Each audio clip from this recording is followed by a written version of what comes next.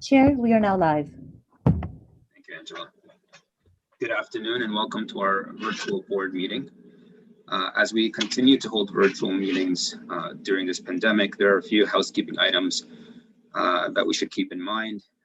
First of all, we're streaming the public portion of this meeting live on our YouTube channel. If we happen to experience any technical difficulties with the live stream, please be advised that this meeting is being recorded and will be available to the public on our YouTube channel. To those who are in attendance, your microphone has been muted, and I ask that you put your hand up if you would like to speak, and we will retain a list of speaking requests as we go. Once you're called upon to speak, you can unmute yourself and proceed. We ask that you please always keep your microphone muted unless you are speaking. As it relates to voting, please raise a hand to indicate your vote when a vote is called. And should you be disconnected from the video call, please rejoin using the link previously provided. Thank you. Today we're going to begin with the Section 10 Caledon OPP meeting. Welcome, Inspector Garrett. We will now refer to the OPP Caledon agenda, and we'll begin with a roll call. I think everyone is present. And as such, are there any declarations of conflict? Okay, seeing none, we'll continue. The first item will be the approval of the minutes from the meeting held on Friday, November 27th, 2020. Is there anyone who would like to move to approve the minutes? Mr. Chadha, and seconded by Mayor Crombie. All in favor? Okay, looks like we have the vote. It's carried. The second item is Caledon OPP fourth quarter report. Inspector Garrett, you may proceed with your report, please. Thank you. Thank you, Chair. Caledon 2020 fourth quarter report. I'll start with page 1. Public complaints. We had a total of 8 during that quarter. 5 have already been cleared as deemed frivolous. 3 are ongoing. Move to the next slide is motor vehicle collisions. We experienced 1 fatal collision in this quarter, and we had a reduction in our personal injury and our property damage collisions. Comparison from 2019 to 2020. In 2020, we experienced a reduction in all collisions by 25.6% in the town of Caledon. That includes fatals, personal injuries, and property damages. Next slide. Criminal code and provincial statute charges laid. It refers to our proactive enforcement as well as our reactive calls for service. In our fourth quarter, we experienced a decline in almost each category from 2019 to 2020. 2020, we have a decline in proactive charges by 16.3%. Much of that is the result of responding to COVID type calls for service. The time it's taken to respond to these COVID type calls has taken our officers away from the proactive duties. So that's resulted in a 16% decrease in enforcement in the year of 2020. Violent crime. In our fourth quarter, we're down in all categories except for other crimes against persons. Year end, violent crimes are down 6.5% in comparison to 2019 numbers. Property crimes in the fourth quarter, we experienced an increase in theft over 5,000. And everything else we experienced decreases in. And our overall year-end numbers for 2020, property crimes are down 5.5% in comparison to 2019. Our drug crimes in the fourth quarter of 2020, our trafficking is up, trafficking charges, and our year-end 2020 is a 69.6% increase of charges, drug-related charges, in comparison to 2019. And this is going to be afforded to the proactive efforts by our street crime units in collaboration with our partners in targeting cocaine and fentanyl investigations in the town of Caledon.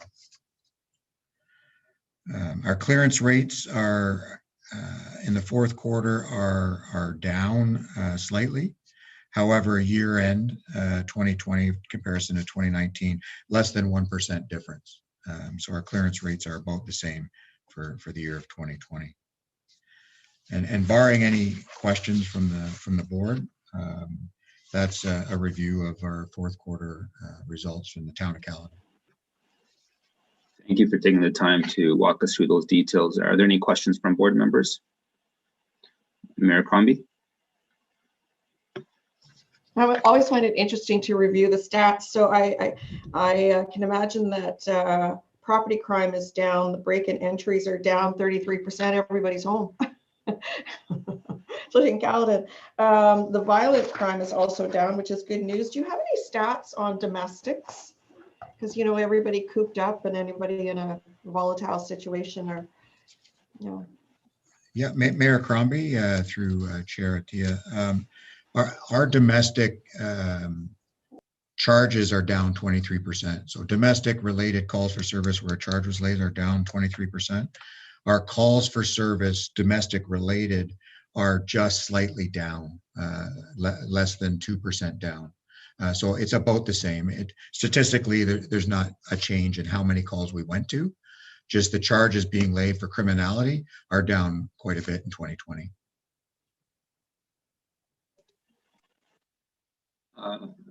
Bonnie, you're on mute. Oh, I'm muted. That's great news. I said, I just wonder in perspective, are the crimes in Peel, generally Mississauga, down to the same degree? Unfortunately, Mayor Crombie, I would not be able to respond to that unless. I think. I referred to our chief. Sorry. Or sorry, I didn't hear. I see Deputy Chief. One of the chats his hand up. Chief, go ahead, Deputy Chief. Thank you through the chair. I can tell you that we are mirroring some of those downward trends in statistics. In 2020, we had 10,495 incidents of intimate partner violence reported. 262 of those were unfounded, and 2,951 were cleared by charge, which is down approximately 70 in terms of charges 2020 over 2019. So we have had a slight reduction. And violent crime was part of that as well. And what about drug crimes? You know, overall, we've had a reduction in crime, and I would term it as being statistically significant. The areas where we've climbed have also been in drug enforcement. I don't have the exact percentage, but I can tell you it's substantial, as well as a lot of our violent crimes. So, for example, robberies, the levels of robberies are down, I believe, approximately 30%. I can tell you in 2021, our robbery numbers are down by 50%, but this is despite an increase of our clearances and an increase in our charge rate. Again, I don't have the exact numbers, but overall downward trend in number of incidents, upward in clearance and number of charges. And I can provide those specifics if you like. No, that's fine. That's great news. Thank you. Thank you, Deputy. Okay. Any other questions? Okay, seeing none. Can I have a mover to receive the report? Mr. Boughton, a seconder. Mr. Howell, all in favor? Very good. It's been carried. Thank you, Inspector. This concludes the Section 10 Caledon OPP agenda. Thank you for joining us today. Thank you, Chair. With that, we'll now begin the Peel Police Service Board meeting of February 26th, 2021. We'll do another roll call. I see everyone's here still. Are there any declarations of conflict of interest? Okay, seeing none, we will continue with the meeting. The next item on the agenda is our chief's update. I'll now ask the chief to provide the board with his update. Thank you. Thank you, Chair Atia. and it's my pleasure to see everybody again. I have a few verbal updates for the board. The first is just just to double back, as you all know, the legislative requirement for a community safety well-being plan is partly on the Police Services Board as well as the regional municipality. And as you know, in October, we commenced our plan. One of the key milestones was all of our 40 to 50 partners that are really making it happen to commit to a partnership stakeholder agreement. And we have almost all of them coming back to us, which is a great sign, inclusive of some of our largest key stakeholders. So as we begin to move forward this year, our team with region staff have been meeting regularly and focusing on our priorities, which you would know. One of the spin-off activities of that, which I wanted to update the region and the board on, is one which I think Deputy Andrews will probably pull together in a presentation by April, at least the March or April meeting. And that is Peel Region now has its first situation table. And it's a term and a comment that has been used for a variety of different collaborative hubs. But the situation table is specifically meant to identify acutely elevated risk in individuals, families, or neighborhoods in the community. And I think it's been running now for 4 weeks, and we have about 40 partners at that, and we've seen the immediate outcomes. And many of you have heard and seen me speak to some of the tragic outcomes that we've seen where an officer may have been in an interaction with somebody. But we know that historically for months previous, they had repeated contacts with frontline emergency responders, including paramedics, police. The situation table is actually the vehicle where we say, wait a second, we've been at Nish and Nick's house every Friday for the last X amount of months. What's happening here? What are the needs? Is it a mental health, addiction, employment related activity, which we can refer to a social service or not-for-profit agency that's at the table. And they go and they do the door knock midweek and try to opportunity off-ramp them. And I must say that we're already seeing successes at an individual level. I wanted to provide you with an update because it's really an extension of our overall approach to look at alternative responses from doing the same thing repeatedly over and over again. I'd like to hand it over to Deputy O'Duarty. Just to comment verbally, we know that in the agenda is the body-worn camera dashboard, which we've committed to, but just Anthony, would you take an opportunity to give a verbal update, please? Thanks, Chief. I will, and through the chair, of course. I have provided a snapshot in time of where we are through the initial stages of deployment. And then, of course, looking at where we will be by end of July. Just at a very high level, we are on track, and I dare say ahead of schedule right now, relating to the deployment, engagement, training activities, including formalizing an additional policy. I shouldn't say it's an additional policy, it's an update to our existing operational policy, not the board's policy, of course, as we continue to learn about the technology. And some of those items will include the automation that we've built into the system and the reporting. So we will continue to report on that as we roll out the program. Interesting to note that as we meet some additional milestones, the report can become a bit more lengthy. So you will see the report before you sort of tweaked as we go along as well to make sure that we hit the points, especially when it comes to the engagement and the reporting on the points in the Police Services Board. Last item I wanted to mention is that the lead for the project, Inspector Josh Colley, is working on a training day specifically for board members if they wish to attend related to body-worn camera. We are condensing the day to make it manageable for your busy calendars. And so we will provide more information to you. As you know, our officers receive 2 8-hour training days specifically related to body-worn camera. We will try to have a snapshot for you and some community members within a 1 to 2 hour time frame for a training day. So more to come on that, and I'll pause there and pleased to answer any questions. Thank you. I think questions on body-worn cameras could probably wait till you actually present your report. But in general, from board members, are there any questions on the chief's update or any announcements? I just have one. On the situation tables, I mean, that's great news that you're coming along on the agreements with your partners. And I know the situation tables is very much tied into data analytics of our cases, to be able to determine those cases that you talked about of individuals who have these ongoing calls to their homes. And how are we doing on data analytics and dashboarding on these cases, and how is that being plugged in to that project? Thank you, Chair. And so you're absolutely right. The whole concept of identifying risk and need and being able to say even what the outcomes are over time is all pivoting on the data. So in a nutshell, in-house, thankfully, thank you to the board for supporting our acquisition of a business intelligence software, which is really what's behind the back end of our data analytics. So it goes beyond the fact that I was at Nish and Nick's house.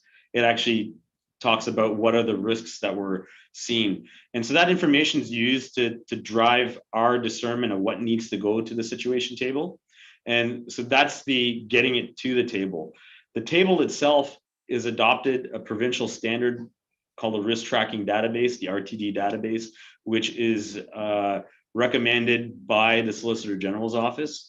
It really speaks to de-identified data as it pertains to risk in the community, and is what we will be using not only locally, but reporting to the province on. There is a third element to this, Chair Attia, is we know that when we can identify trends at an aggregate level of risk in the community, it needs to help inform the regional community safety wellbeing plan. And so with that, we have a dotted line, and Chair Unica would be aware, Nancy Polsinelli and I have chatted about it with her team. We have a dotted line connection right from our work at the situation table to the region's data governance group. So from there, they're able to inform public health, all the entities, should we have our finger on the pulse of an emergent trend. So there is a significant back end to it that is, to be fair, is being developed as we go. Really, we're talking about tracking of health and epidemiology related data points, which is really, we rely on the experts at the region side. Okay, if there's no further questions, we'll move to our first agenda item, which is the approval of the minutes of the meeting held on Friday, January 29th, 2021. Can I have a mover to approve the minutes? Councillor Martin, and seconded by Mr. Howell. All in favor? Okay, then it's been approved. Our second item on the agenda is a deputation by Mr. Charles Finlay, Executive Director of the Rogers Cyber Secure Catalyst from Ryerson University. Mr. Finlay is joining us via Zoom. Welcome. Is he on? I don't see him just yet. Perfect. So Mr. Finlay has just joined us. Welcome. Please feel free to share your screen with your presentation when you are ready. I think our board office needs to allow you to share your presentation. Perfect. So with that, please begin.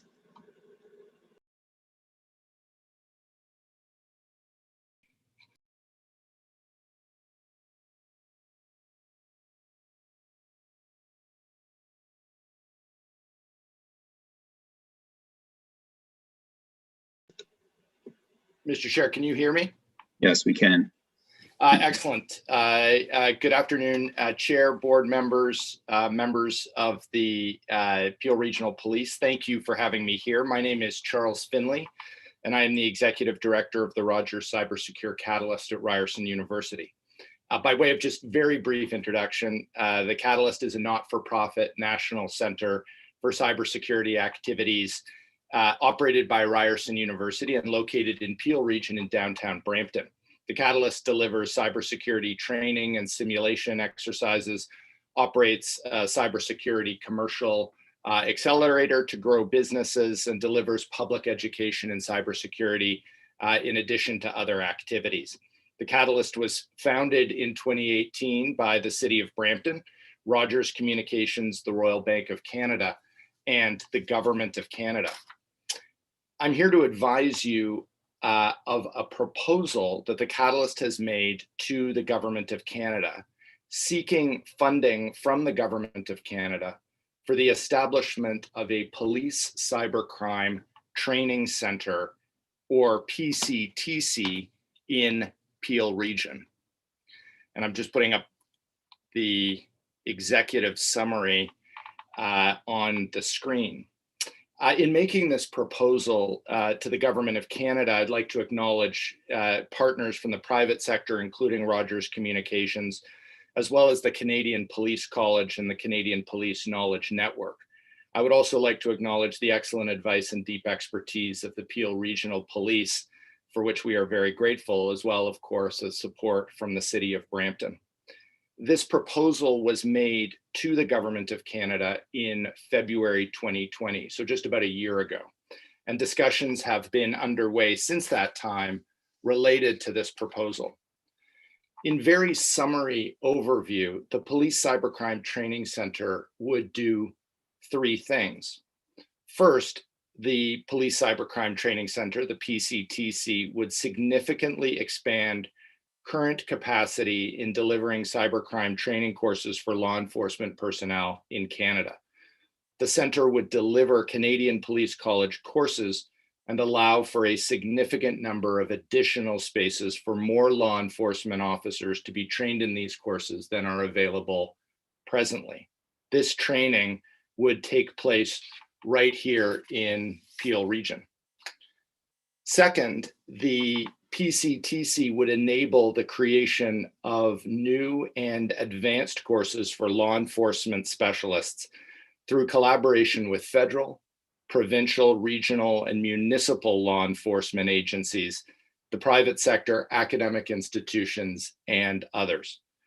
This development and delivery of new courses would leverage a cyber range platform similar to the one that the Catalyst has just opened in Brampton, allowing for, amongst other things, highly realistic training simulations related to cybersecurity attacks and defenses.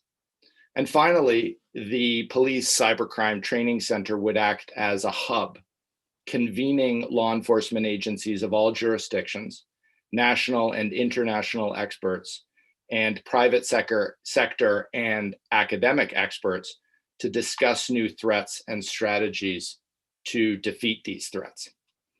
As I mentioned at the outset, this proposal was made to the Government of Canada at the beginning of last year. The proposal is for $9.4 million to support the establishment of the PCTC and 3 years of operations of the center.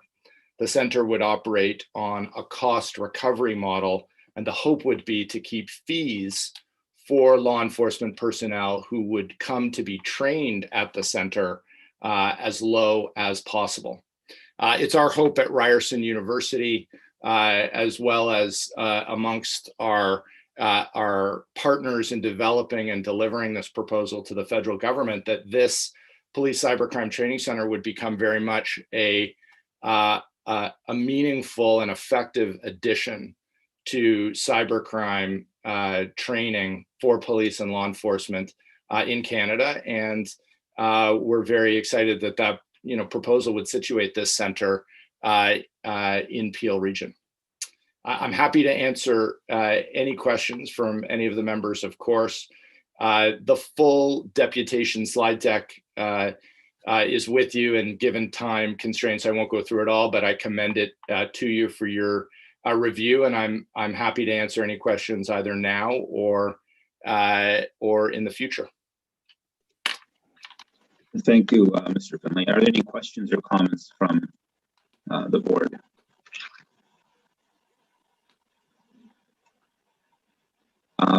If we can, if the presentation is finished, could we stop sharing the screen because I can't see everyone? Mr. Howell, go ahead. Thank you very much. Would the cybercrime also deal with cryptocurrencies? I think the intention of the Police Cybercrime Training Center in the development of new courses would be to tackle the cybercrime challenges that the policing community believes are most important to be addressed. So I wouldn't be able to answer that question immediately. That would happen as a result of the consensus of all of the parties who'd be brought together to be part of the center and what the law enforcement agencies and others believe would be the most important training to be delivered. But I could certainly see that as being part of the curriculum, being, considering how important that issue is right now. Thank you. Councilor Menderes. Yeah, thank you very much. And thank you again, Charles, for coming here to the board. And at the time when I had suggested you come to the board, and it's not so much a direct question to you, and I don't want to put the chief on the spot, but the couple of things that intrigued me about the cybersecurity and kind of why I've been very excited about it, and I think my colleagues at the City of Brampton, we would love to, proceed and hopefully come to fruition of this type of project. One aspect was obviously the economical development impact. It's also the alignment with, the work that we're doing with Ryerson. But the second part, and I don't know, maybe, and this is where I'm hoping that the chief, not to put you on the spot, but when it comes to perception, to be able to, in a local community, because sometimes I do find Brampton gets a bad rap when there's that perception and what's reality, but the ability for us to, have a cybersecurity college where we're getting police forces from across Canada come here to do training. Certainly that would, from a perception and also be able, obviously I won't need you to comment on what that says to the residents, but it does give that sense of that, City of Brampton, that having a policing college there dedicated to cybersecurity, that in itself, changes a little bit of that perception of, the idea that there's more crime here in Brampton and crime's going higher and so on and so on. I know there's not a direct correlation, but I do find the ability to say that, we're a community that has a policing college that's specializing in this area, and we're going to be training forces across Canada. Thank you, sir. And first, I want to say we fully support. We're happy about Mr. Finley's presentation. We're well aware with his work, and Deputy Milovich has been in contact with them. This is overall, first of all, I can't comment on how that's going to shift sentiment, but I can obviously say that any attention to Peel Region from an innovation standpoint, we're a big proponent of academic P3 partnerships and modeling that, apart and aside from just the logical benefits of not having to send somebody to Ottawa, for training, limited resources, having it here in our backyard, and then just even the space to think big about what other programming can be done here. Listen, I think we all have a view that we want Peel Region to be the most progressive police service for sure, and that's built upon this concept of innovation and flexibility. It's amazing to see Ryerson and its partners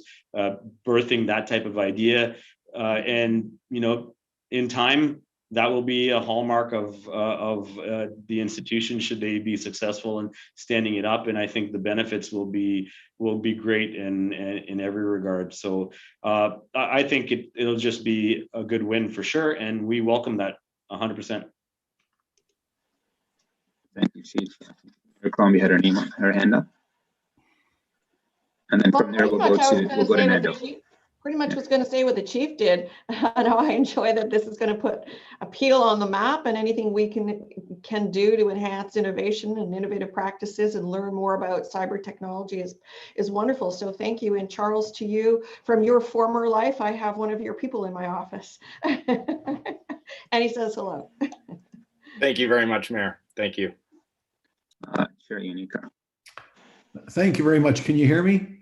Yes. Great. Thank you very much, Charles. Thank you for being here.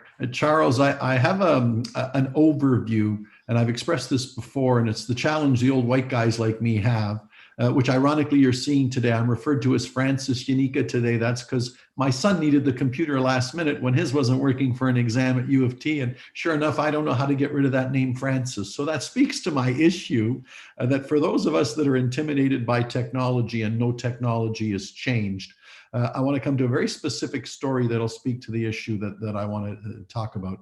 So I'm thinking it's 1994, 96. It was my first stint on the Police Services Board. And we all have things that are near and dear to us, important to us. And then, and even now, the dreadful amount of child pornography that was on the internet, a child solicitation, et cetera. So I get to my first board meeting and say, very naive, what do we need to do to curb this? What resources do we need? And questioning the chief of the day.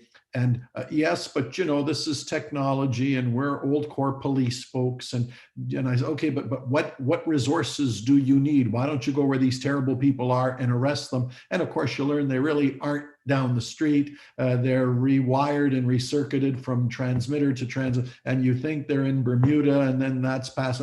It was all explained to me. The point I'm making is by the time I was done, and the chief that also went on and say, remember, these technology folks, some of these guys we're competing against are from MIT, and they know every trick in the book, and they can hack into this. And we're old style police forces. And the exasperated chief ended with the phrase, remember, we're old style police officers. You call, we come. We wear out our leather soles and we catch the bad guys doing good investigative work. Our world has changed dramatically. And so the question I have, and which is why I'm so delighted you're here, I'm almost re-putting my question of a quarter century ago. I'm hoping the chief feels he has every resource he needs to go after this. And if I've got to hire the folks from MIT that understand it, or we have a new generation of officers that understand it, and I know we do, I just want to be sure that as it comes to this issue, that we know that we have the resources that we need. We know the nature of some crime has changed, but we're making headway in dealing with it, even if it relates to having to catch up to certain technologies. So that's probably for the chief and also for Charles. Try to allay my concerns, if you will. Maybe first to Charles. When you said hire from MIT, did you mean to say Ryerson? Hey, Nando. Drag your cursor to the right-hand box of your screen. There are 3 little dots. You can change your name right And there. I've seen that, yeah. Speaking as your senior. Charles, go ahead.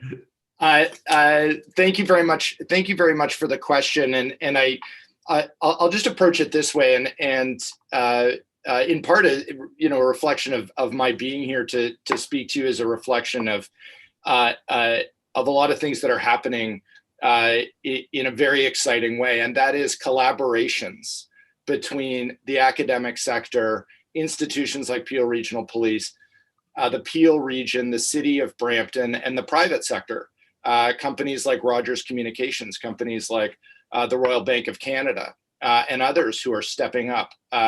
I certainly defer to the chief on all of these points, but I will say that there's no way that we are going to solve the problem of cybersecurity, the challenge of cybersecurity, without collaboration between all parts of civil society, including the academic institutions, governments, the private sectors, and governments at all levels, regional, municipal, federal, provincial.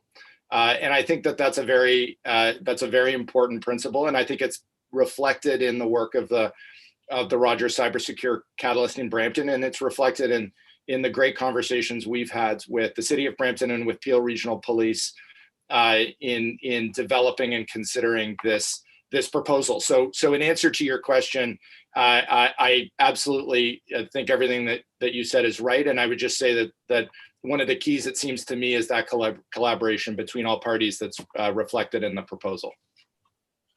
and Chair Nika, I'll top Charles's comments. Without a doubt, we are aware in policing that we can't have SMEs in every skill and trade within the four walls of our organization. It's just not a sustainable model for the future.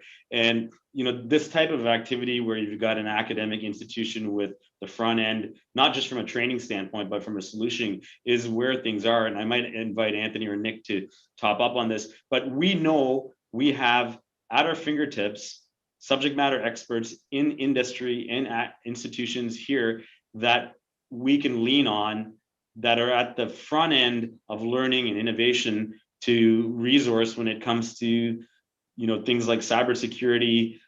Think about the skills and assets that we need in the area of STEM, right? We don't have those, and we have to go to market for them. We have a very limited capacity to even provide them the playground to do that. And really, it's a shift now to lean on institutions like Ryerson or other academic institutions to help plug and play on our needs. And we're experiencing that now with our innovation business intelligence area. Is I can hire database technicians and people with STEM background all day long, but why not have co-op students come in and out? And so this is the new paradigm, and I think this is a great model. I think we'd welcome the opportunity for that. I'm on the board of directors for the Canadian Police Knowledge Network, and we know very well how the platform that would come out of here. Anthony, I don't know if you want to speak to that, or Nick, I'm not sure which one to tag here. Yeah, certainly. I can certainly speak to it. Mr. Finley, you may not have met me in person, but in a previous job, I was part of a planning board for the Rogers Cyber Center here in Ryerson with Mr. Ritesh Kotek. And at that time, there were great plans, and I see it coming to fruition now. And now being part of the PRP, we're excited to participate. I can also say that as part of this program, and another program that is being led by Jared Laducour, we are participating using our innovation and technology strategic roadmap, particularly in the area of secure data communications, to support Ryerson. And we're taking some of those ideas, sir, to AIM Day, which is going to be an awesome collaborative we're super excited to participate in.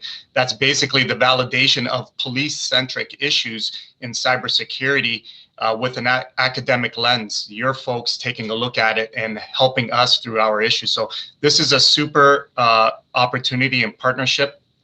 And I should just also mention that Ritesh Kotek, who was very much involved with me in the early planning stages, was very excited and offers an abundant amount of credibility to the program for sure.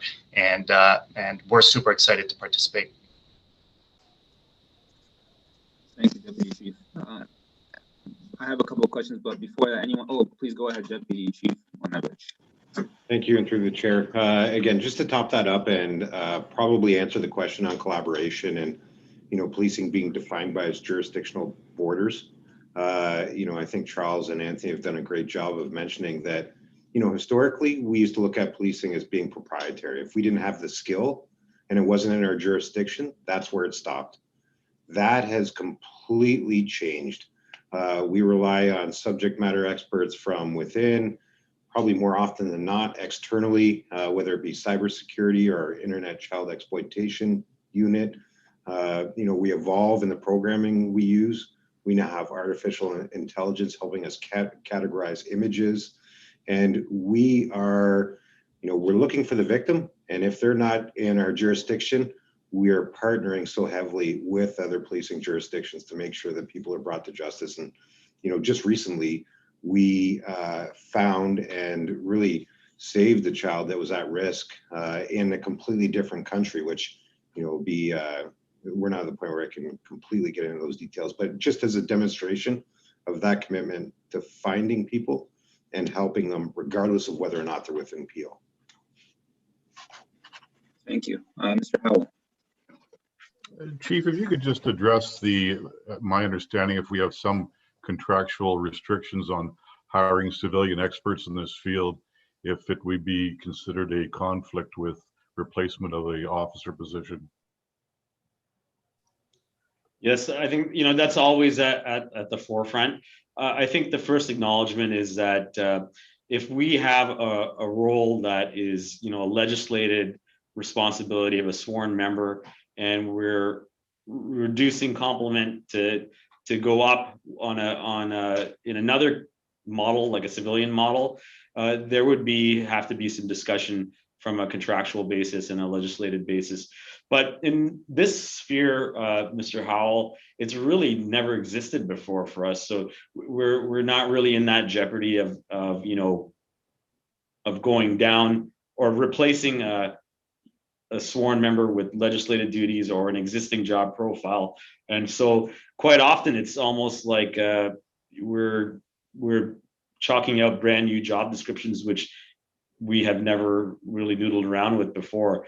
To go a little further, we do know though that in some of these areas, we're better to have from a sustainability standpoint, a civilian in those roles, like in the cyber one for sure, and where possible, coupled with the uniform officer for leading the investigative elements, which they may never be able to do with the lawful authorities under the Act. So it is certainly a balancing act. We've had multiple discussions with our association. They understand the vision of being flexible and innovative, and are also proponents of us acquiring the right skills and talents, because ultimately they become a civilian member of our workforce too, and are equally contributing to our growth.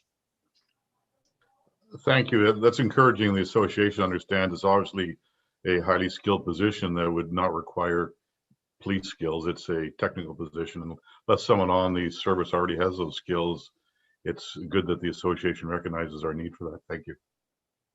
I do. Just to top up for everyone's awareness, we would post it internally in the event we are not aware of a member within the organization that has those skill sets before we go to market externally. So we double check to make sure we're giving our people all the opportunities where possible.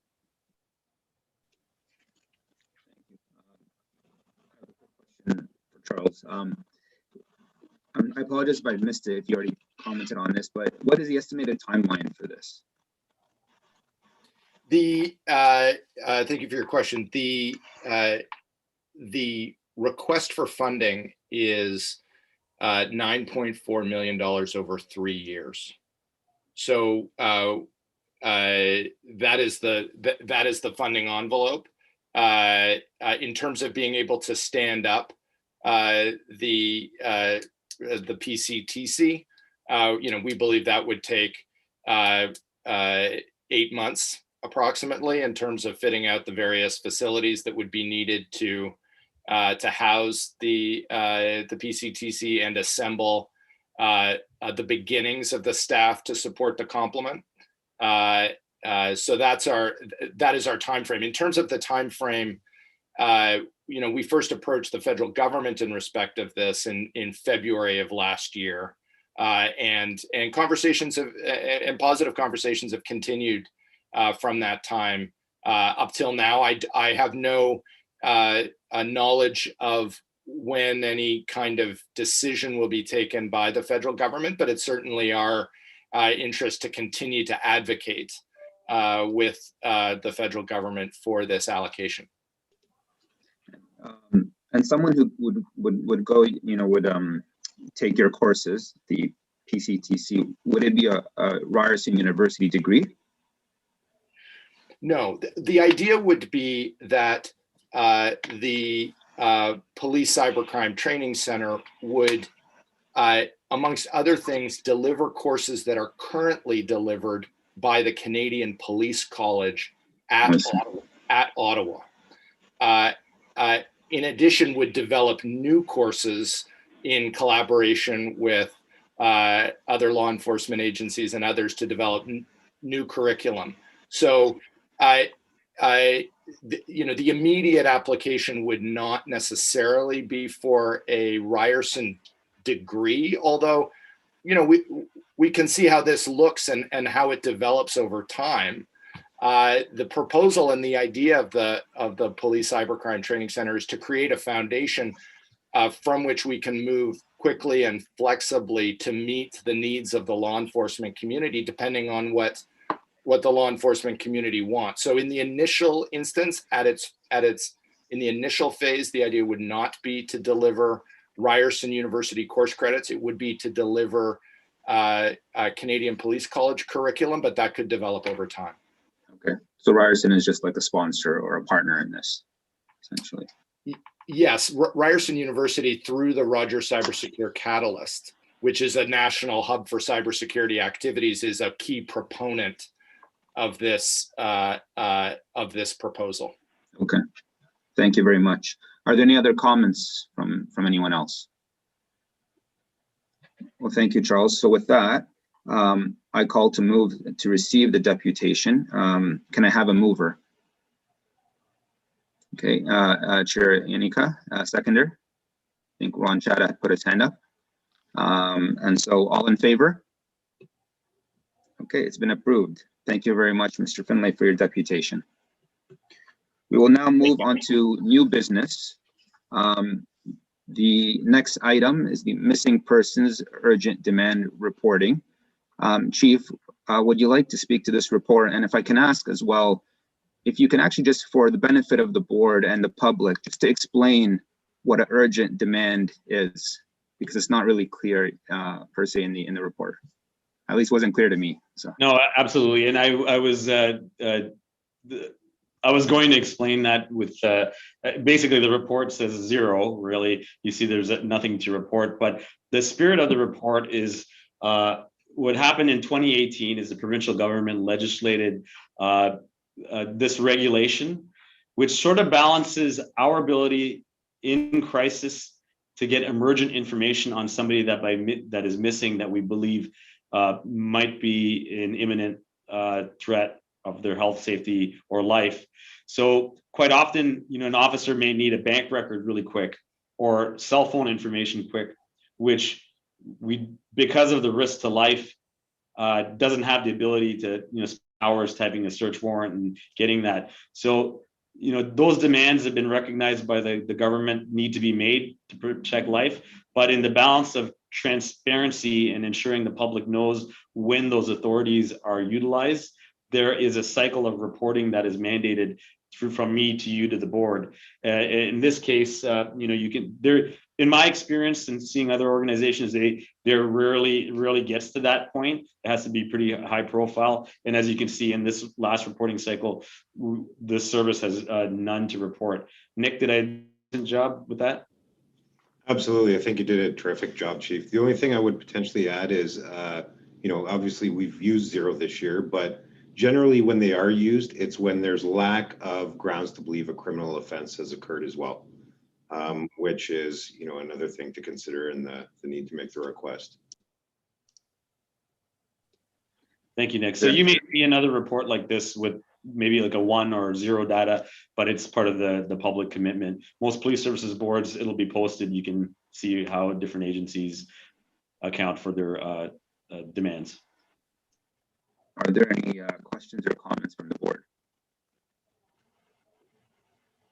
Okay. Can I have a mover to approve the recommendation? Chair Nika, a seconder. Mr. Howell, and all in favor?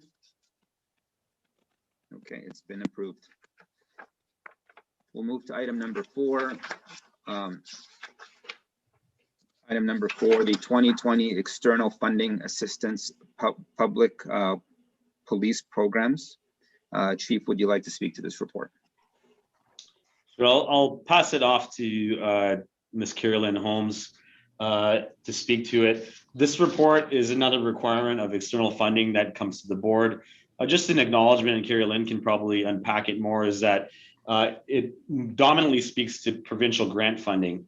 And I think it's important to recognize the provincial grant funding usually happens over the provincial fiscal year, which is, for example, this 2020 report reflects funding from 2019 into 2020. So it doesn't mirror our budget cycle and the ups and downs, but it is a pretty detailed account. And Carrie Lynn, maybe I can just have you top that up if possible. Yes, definitely, Chief. Through you, the chair. The chief's correct. This report is based on when we receive the funding. So sometimes, like he mentioned, it falls over through the fiscal years. So this report actually is greater than what we reported last year, but it's just because of the timing of when the funding's received. So the report highlights funding that we've received that's greater than $25,000. And we received $23.7 million from grants and secondments. The Community Safety and Policing Grant, it's reported that we received $10 million, but I should note that 4.3 of that related to 2019. So in 2021, we've budgeted and expect to receive $5.7 million for that grant. We received $9.1 million for court security and prisoner transportation, and that's similar to what we've budgeted for 2021. There's a number of one-time grants that are listed there, including things for human trafficking and gang strategies. And lastly, we received $2.4 million in recovery for external secondments. So that's the update for 2020 on the report. Thank you very much. Are there any questions or comments from the board? Mayor Crombie. Oh, sorry, I wasn't muted, apologize. I can see that we receive grant money from various levels of government for a variety of activities and programs. Just wanted to let us know again if any of it is increased or decreased over the past year. Yes, sorry, let me just grab my notes here. While Carrie Lynn's getting the data, we have had the benefit of, for sure, the provincial government giving us one-time grant funding on specific items, particularly ones that the board helped lobby for, like CCTV cameras and the gang-related activity and efforts, which we've been quite helpful for, but CL can probably expand on that. Yes, so for 2021, we've budgeted $15.7 million. So that is similar to 2020. And like the chief touched on, there are a number of one-time grants that we're expecting to receive, like he mentioned. So we have 1.2 million one-time funding related to gang strategies, CCTV cameras, and human trafficking initiatives. So is there anything that we were expecting that we won't be receiving again? It was a one-time only? There are, so for example, we're expecting the same level of funding. However, I should note that some of it is, some of the grants have expired. For example, our court security and prisoner transportation, that expired on December 31st, and the province is undertaking a review of that program currently. However, we are optimistic that at least for 2021, we will receive the same level of funding for that program. And a lot of the other grants are the CSP is a 3-year program. So we do anticipate to receive the same amount of funding for that. Any other programs that have been sunset and not gotten funded?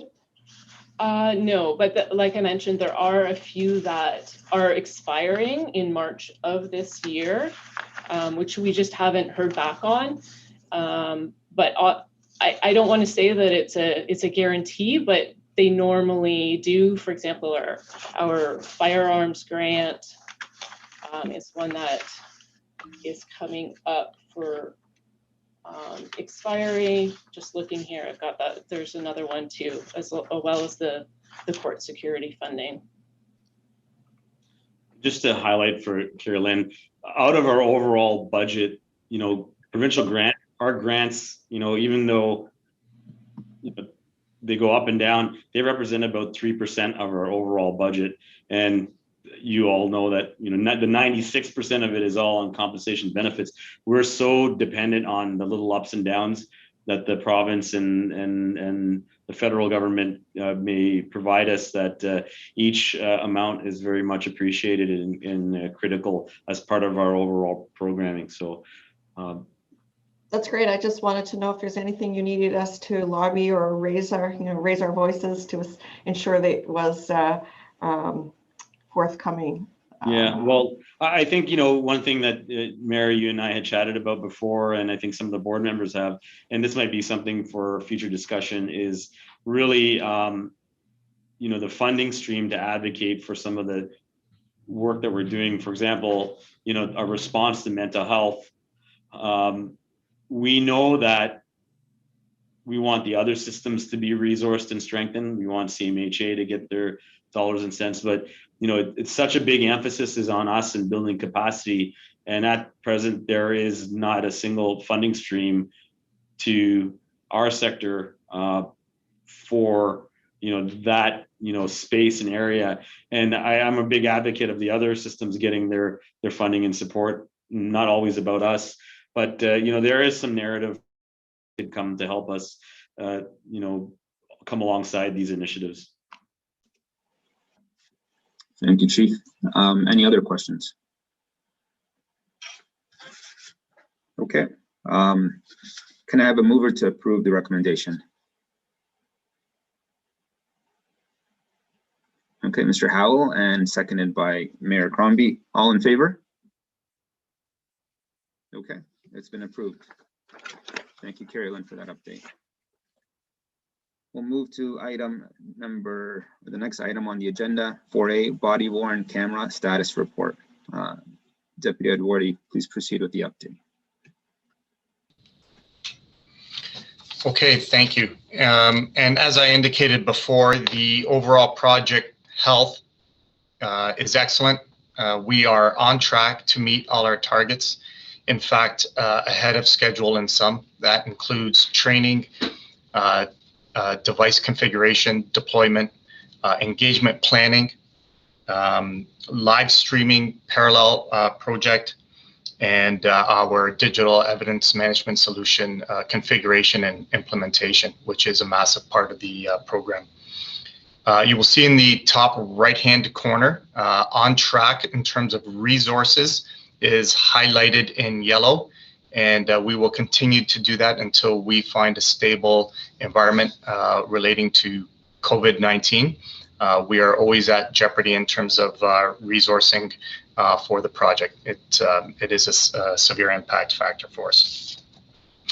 In terms of community engagement, we are now ready to, we have connected with our community members. We are now ready to send out dates related to that community engagement. That looks like that will happen the week of March 8th. Now, let me just make sure you're comfortable with the fact that we have already reached out for questions, comments, and concerns. We've received those. We have formulated responses to the best we can. And now the second stage of that program is to virtually connect and have a discussion and receive further feedback as prior to our deployment to front lines outside of our airport. And so that's generally the engagement program that we have, and that's the stage that we are currently in. I'll pause there for any comments before I move on to training or questions. The progress of the project is approximately at 37% completion, given that we, for all intents and purposes, started the project back in October/November with contract negotiations. The project is at an accelerated pace and going smoothly right now. We are approximately at $1 million spent. However, you will see that number dramatically increase as the POs come in for the cameras that will be received and deployed. We have an excellent training program. I just should acknowledge the fact that Acting Deputy Chief Heather Raymore and her team have been excellent in accommodating the significant amount of time here that is required by the training for body-worn camera, and also have adjusted for automation equipment for our tasers, which, as you know, our program involves once a taser is deployed, a body-worn camera automatically coming on along with the firearm. That is extra work and extra training for officers, and they've done a great job fitting that in, and so we are on track and on time with that as well. We continue to work with the Privacy Commissioner on privacy impact assessments. That is an ongoing conversation that we have, and we are keeping them up to date on progress, and in fact receiving feedback with them through our legal director, Sharon. As you know, we've assisted in helping the board create the policy, and that is complete. And in terms of our live stream project, we are working closely with our mental health partners, crisis response partners, and internally here with our own uniform membership on designing a program that makes sense for our community. So we are in the infancy stages of that from a programming aspect. From a technological aspect, we are ahead of schedule in testing the live stream technology. And so overall, the program is in excellent health, and we'll continue to report on the milestones as we receive them every month. And that's the update, subject to any questions. Thank you, Deputy Chief. Any questions from the board? I'll ask a question then. Can you tell us more about what the plan is around educating the public on body-worn cameras? I saw you did an article. There was a news coverage a couple of days ago about in the Star, and it was a very important piece on educating the public. What more are you doing to do that? Okay, thank you for the question. We have, in fact, have 4 major media outlet releases that we have done so far, but that's more of an awareness. To your point, specifically about education, we have an exhaustive communications plan. What we wanted to do prior to releasing the communication to the public was understand the technology, hence the modified and rollout at our airport division. That is now complete. We have now been able to update our policies related to that, and we are in a position to provide our community more information, hence why we just held off a little bit on the engagement sessions. We're in a better position to competently speak to the camera, the impact on operations and the community. So you will see that coming. There'll be a specific report on that in your dashboard next month in March, body-worn camera update related to our education and communication. And I hope that's a satisfactory answer and I hit exactly what you were trying to get at. Thank you. And just one more. Earlier you spoke about, we've completed the board level policy. What is the timeline that you anticipate to have, first working version of the operational policy? Well, we in fact do have a first working operational policy. We affectionately title it here 1.4. Probably could have been titled 1.1 million. In fact, by the time we had laid eyes on it so many times, that was given to our members at the airport division as a guiding directive for our initial deployment, so that our officers had understanding of the technology and how to use it initially. Through all the feedback, and in fact, just before our meeting, we have finalized, and Sharon, perhaps I shouldn't say finalized, but we have come close to finalizing what will be our guiding document, our directive moving forward, 1.5, and that will be released today or early next week. Every member of our service who undergoes a training, their supervisors and their command staff has a copy of the current directive and will have a copy of the updated directive. And I'll just pause for a moment, and Sharon, sorry, I can't see on my view here. Anything to add to that in terms of the directive? No, just to say that part of the reason for the moderated rollout was to get feedback, consultation, and incorporate that into the final process, which we've done up until this point. Once we have the final directive, we'll also be in a better position to provide it to other stakeholders as well. Sorry, before Mr. Howell, just a final follow-up. Is this a policy that will eventually be available to the public or accessible? Yeah, I can. Most of our policies are always accessible to the public through an access of information. I do note, Chair, that the Toronto Police Service published their policy on body-worn camera approximately 3 weeks ago, perhaps, or maybe a month ago. And our policy is not a secret to the community. It's actually being built upon feedback from the community. Of course, our membership who will undergo the significant change management. And I can't be understated that we have support from our members for the body-worn camera project. Our membership has been very excited to receive it. And I should say they've been very vocal about the feedback, and I'm proud of that. And that means that we have engaged them appropriately and continue to engage them. So we will continue to build on the policy. I will work with Sharon, and it will be available.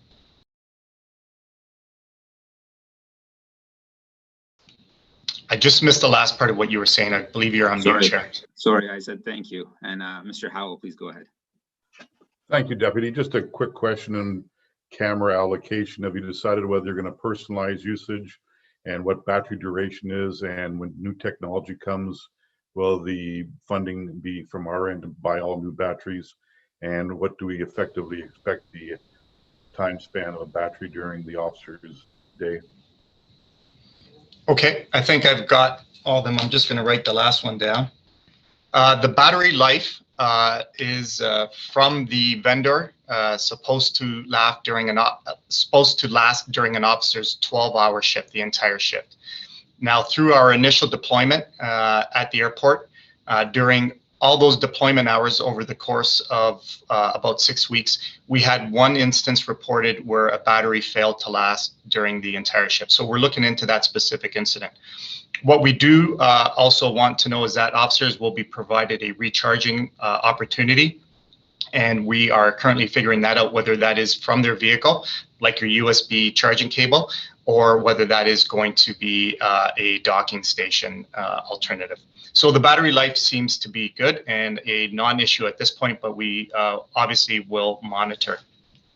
In terms of camera location on the officer, the camera location will be clearly displayed on an officer's body armor, their vest, out front. And of course, the public will be alerted to it due to the lights that appear on it. Also, just to satisfy, the policy states that an officer must indicate to a member of the public that they are wearing a body-worn camera and that it is activated. Last, that this also goes to battery usage, is that because the camera isn't on for the entire 12 hours of the shift, it is on during interactions with a member of the public. We do not further foresee significant battery issues. Now, on evergreening and replenishing of the camera, well, I'm going to be careful here.